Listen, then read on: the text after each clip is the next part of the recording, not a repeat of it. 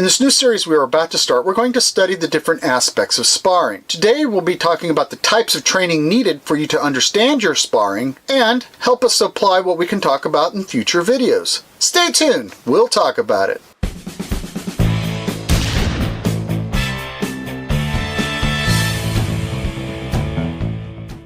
Welcome to Shihan's Dojo. I'm Shihan Marty Husband, and I'm here today to help you build your skills and knowledge in the martial arts, or if you're wanting to learn more about the martial arts, maybe tell you a little bit more about it. So if you're here for the first time, jab that subscribe button and punch that bell so we can notify you when we have a new video coming out. Since we'll be discussing sparring over the next few weeks, the question of the week is, what type of sparring do you prepare for? Leave it in the comments so we can get a little more discussion going on about the different types of free sparring we train for. There are many aspects to sparring, and everybody has their own opinion about what is correct in sparring and what is not. In today's video, we're going to break down the basic types of training that you need to do before you start sparring. And then next week's video, we will then break down the different methods of sparring that are out there in the sport, plus another thing I like to add into it. Now, in understanding the different types of training for sparring, we have to realize that almost everyone goes through this very similar pattern in order to understand what they need to accomplish. This type of training basically collates the athlete's ability to handle various situations they might find in sparring or self-defense alone. The first principle we're going to talk about is static training. Now, static training teaches our bodies to basically use the patterns and techniques we have to understand on an individual basis for each of the athletes. Good training involves us teaching our bodies to understand the movements and actions and be able to perform them at a high level. These distinct patterns are usually unique to any athlete that is trying to do it. In other words, some people can do certain kicks, some people can't. Most of the time, most everybody can do punches, but there are a few out there who might not be able to. These patterns basically work themselves out into the form of basic techniques such as blocking, jabbing, kicking, takedowns, or whatever is needed for the athlete to train seriously enough to keep from getting hurt or being able to apply what they need in sparring. It doesn't matter what patterns the athletes are using, but first and foremost, understanding how they're using the techniques they have at their disposal. Once they're comfortable with these techniques and patterns, then they have to add it into their own mobility and be able to change up angles and movement on their own. This mobility training can consist of shadow boxing or various drills to help them understand and encompass the patterns that they have been taught. It gives them the mindset for attacking, defending, or just plain creating a fight plan in situations. In classical karate or kung fu or many martial arts, there are forms and katas that these athletes will do routinely to keep up their body strength and the actions that they're doing. Other times you'll see the athlete basically train in combinations or patterns that the coach has set up for them specifically in order to understand their own muscle memory and be able to use it with their own mobility. Of course, this is dependent on the style or the goals of the athlete themselves. Oftentimes in static training, there's little to no need for a partner. However, a partner might be employed in order to help the athlete with the function of the blocking when they're being attacked, or basically understanding the angles of attack that they might be using with this technique. This is basically done at this point to keep the athlete from hurting themselves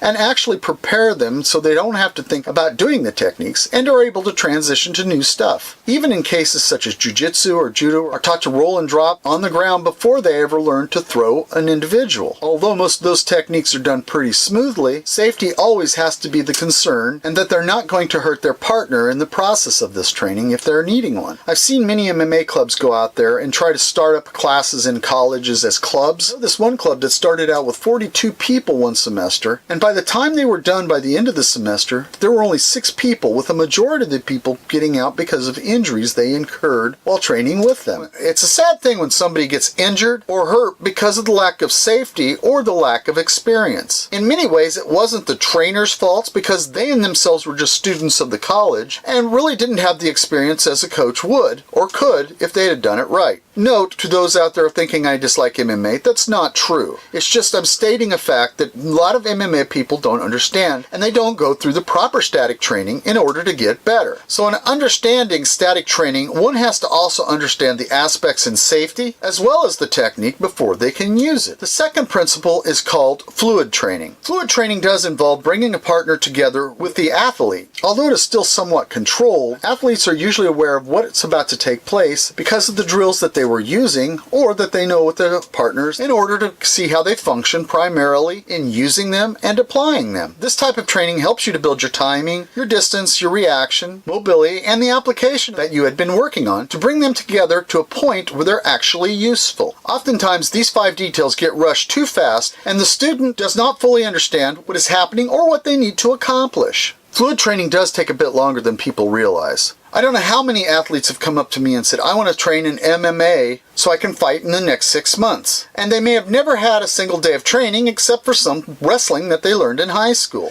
Fluid training has to build upon the static principles that you were working with originally when you first started. Fluid training always has highly controlled sparring situations. And in these situations, there are rules, of course. Without these certain aspects or rules, the athletes and their partners could easily get hurt, and that would blow training for days or months at a time if it's not done safely. Even though fluid training is not completely realistic, it's sometimes important for several different types of safety equipment that each of the students or the partners would need to use. Of course, it's all dependent on the different styles that you use of martial arts and the types of fighting you are trying to accomplish. The third principle is known as dynamic training. This type of training is the hardest by far to train simply because everything is real. In many instances, it uses the actual technique and the resistance of those techniques in a realistic situation. This is where the athlete needs to have a psychological understanding of combat and self-defense. Now, experience does come with actual combat, which is unfortunate because we can't send an athlete out and say, hey, go fight someone and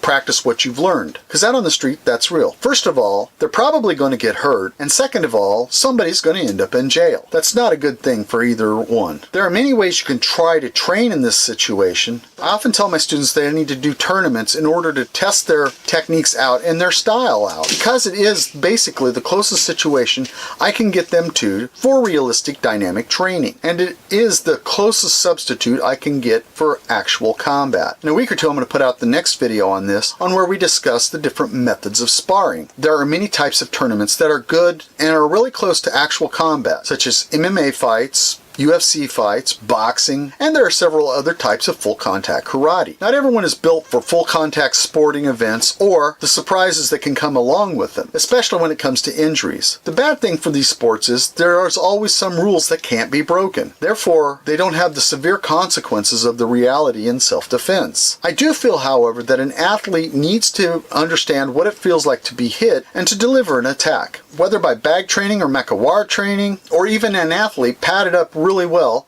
in order for them to strike and attack them. Depending on the type of sparring that an athlete wants to do at any level could be accomplished, but the barrier rule must be understood and examined when breaking down the technique for self-defense. That means trying to understand unlimited amounts of techniques, and not only just the limited techniques of a tournament. What I mean by that is knees and elbows and headbutts can sometimes not be used in these tournaments, but are effectively used on the street against them, or they can use them for themselves. Now, we basically broke down the types of training that we can use for sparring. The first 2 methods have to be accomplished before the dynamic training can take place. In the next video, we'll talk about the methods of sparring used today in sporting areas, and some of the ideals that are used within them. I'll also bring up one I feel that's often left out of this category, but we'll share that in the next video. So I hope this has been a good start for you. Write down these different types of training so that you can understand the process that goes in with each of them. See how they are involved in your martial arts styles or what you're trying to create or the sporting event you work in. Remember, the more you practice in this type of a direction, the better you'll be at doing it or coaching. As an athlete, you have to understand what the coach is trying to direct you with so they can get you to the level that they need you to be ready for. And remember, at any time, if you're having trouble with your techniques, break down each of those levels so your body and your mind can understand what it's supposed to do. I don't care what sport you're in. If you neglect your basics, you'll never be able to do the advanced principles needed for you to use in your sparring situations. Now, if this has been some help to you, press that like button and share it with your friends or other martial artists you might know so that we can make Shihan's Dojo grow bigger. And don't forget the question of the day. What type of free sparring or sparring